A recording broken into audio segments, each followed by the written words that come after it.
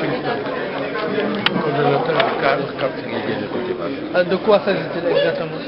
Il s'agit d'une association qui a été mise en œuvre par un ensemble de cadres intellectuels de ce pays, soucieux du développement de ce pays et qui ont pris en charge la responsabilité de s'organiser pour rendre au pays ce que le pays leur a donné, c'est-à-dire contribuer à toutes les réflexions qui peuvent permettre aux politiques publiques qui sont élaborées et mises en œuvre par les autorités de la République à ce que justement ce pays vraiment se développe, ce pays se pacifie, que ce pays soit expliqué son état réel, en tout cas c'est expliqué à ses enfants, que aussi nous puissions, de par nos différentes expertises, contribuer justement à aider les autorités en tout cas à asseoir des politiques publiques qui répondent davantage aux intérêts des populations. On parle de développement des territoires. Aujourd'hui, nous avons traité du thème qui parlait du rôle des élites nationales, justement dans le développement des terroirs. Le président de la République, puisqu'il en a la légitimité, a défini une grande ambition pour le Sénégal qui s'appelle le plan Sénégal émergent. Il l'a adossé à des instruments et des outils très forts, dont l'un est l'acte de la décentralisation, qui a fait qu'il a délocalisé une très bonne partie des pouvoirs que la République lui a donnés aux populations pour qu'au niveau local, les gens puissent se prendre en charge. Vous savez, récemment, dans le dernier référendum, il a déjà permis à toutes les élites nationales, à tous les citoyens, de se présenter à tout type d'élection sans avoir forcément été membre d'un parti, ce qui était aussi une injustice qui est réparée. Mais il a mis aussi un certain nombre d'instruments comme le PUDC, comme la couverture maladie universelle et beaucoup d'outils qui permettent aux populations en tout cas de pouvoir naître dans des terroirs, d'y grandir, d'y étudier, d'y travailler, d'y rester, et puis d'élaborer des politiques et des stratégies qui permettent aux populations de se fixer, mais aussi qui, dans une cohérence globale, peuvent permettre l'émergence que l'on attend, parce qu'on ne peut pas émerger simplement en ayant Dakar comme principal centre d'activité.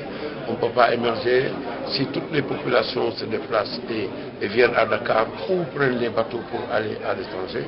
Le Sénégal émergera quand chacun pourra avoir un minimum vital, économique, social, sanitaire, des infrastructures d'éducation et puis des moyens justement de communiquer avec le reste du pays. Le ministre en charge du réseau ferroviaire national est là. Il y a d'importants projets ferroviaires qui sont en cours.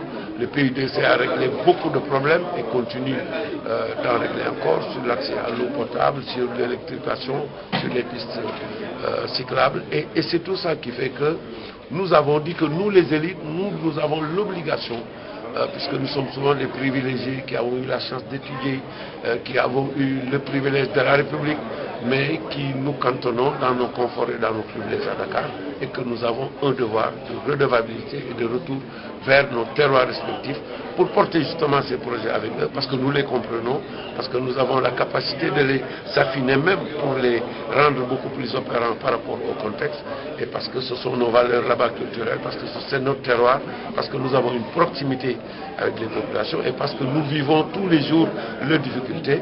Et je pense que si nous contribuons par cette réflexion, nous contribuons par des actions, parce que nous ne réfléchissons pas, nous agissons aussi.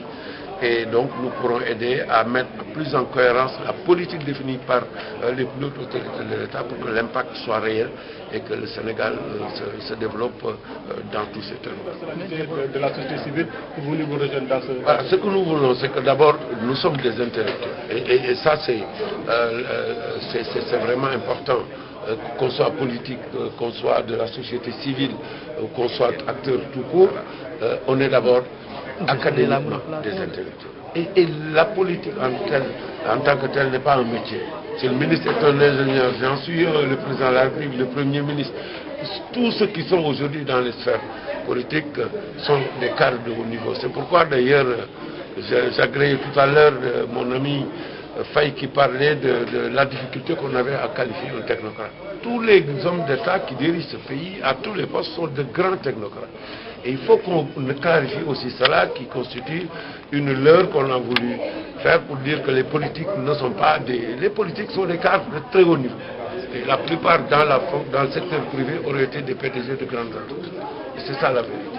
Donc ils ont décidé, au-delà de ce service rendu à l'État, de par leur expertise qu'ils mettent en œuvre, de s'engager de façon solidaire, résolue et volontaire à contribuer à aider ceux d'entre nous qui sont moins nantis que nous en termes intellectuels, mais qui ont des difficultés, qui ont souvent des idées, et qui ont souvent des approches, et qui ont souvent des capacités extraordinaires à faire valoir, mais qui n'ont pas, si vous voulez, des ressorts qui leur permettent de mettre en harmonie tout cela. C'est ce qu'on attend de nous, que nous puissions justement contribuer à nous unir sur l'essentiel.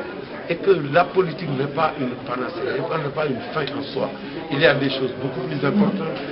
Aujourd'hui, nous devons construire ce pays, nous devons la sécurité, on l'a dit tout à l'heure, nous sommes dans un volcan sécuritaire, aujourd'hui reconnu dans le monde. Le G5 s'est réuni récemment, nous avons des problématiques de développement, nous avons des problèmes environnementaux, nous avons des problèmes d'éducation, nous avons un certain nombre de problèmes qui font que les vrais patriotes doivent, au-delà de leurs clivages respectifs, être capables d'être mobilisés pour le besoin de la République. Et une fois les élections sont là, chacun peut compétir pour être maire, pour être président de la République. Mais une fois le vote fait, et que les Sénégalais qui sont mûrs, même si nous, intellectuels, nous avons tendance à penser que nous sommes les seuls qui savons, les Sénégalais savent choisir le dirigeant, je l'ai dit tantôt, ils savent défaire les présidents, ils savent défaire des maires, ils savent aussi les élire. Mais une fois qu'ils ont donc choisi le dirigeant et que nous sommes tous d'accord que ceux-là sont choisis, eh bien nous devons mettre en réserve nos casques politiques et mettre nos expertises respectives dans un élan solidaire et volontariste, fort patriotique, pour justement soutenir les politiques mises en œuvre par ceux-là qui sont élus et attendre les échéances pour éventuellement, si nous avons des aspirations. C'est cela que nous voulons faire. Nous voulons transcender la dimension politique quand l'intérêt supérieur du Sénégal est là. Évidemment, quand les campagnes sont là, chacun peut aller sur sa chapelle.